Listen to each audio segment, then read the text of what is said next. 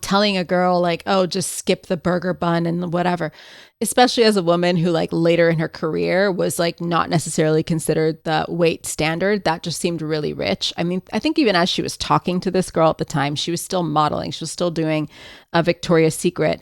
And she was definitely not in a sample size. And I'm not fat shaming Tyra whatsoever. She's a beautiful woman, but she was not a sample size herself. So when she's being like, you can control your weight, you can control this. I mean, apparently not, because here you are, right? And you don't fit into those standards now yourself.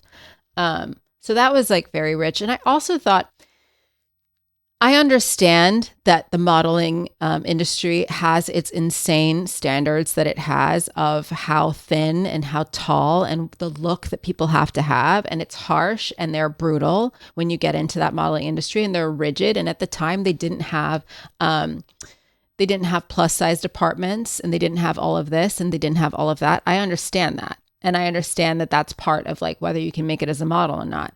Now, what I don't understand is not eliminating people who can't fit into that standard and who do not believe fit into that standard in the audition period that happens before you even start filming. There are hundreds and hundreds and hundreds of girls that line up and go through this audition process.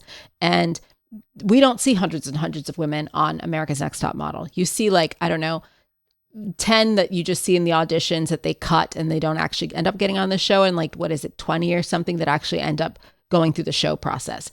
So rather than get them onto the show and then just berate and humiliate them for either being too short, being too overweight, looking too old, and just making them feel like crap about it, tell them that they do not fit the standard of the modeling industry. And by the way, they're going to be harsher on you than we are. So we may as well just tell you what's realistic now, and just don't choose to be a sadistic monster and humiliate them through 5 episodes for drama.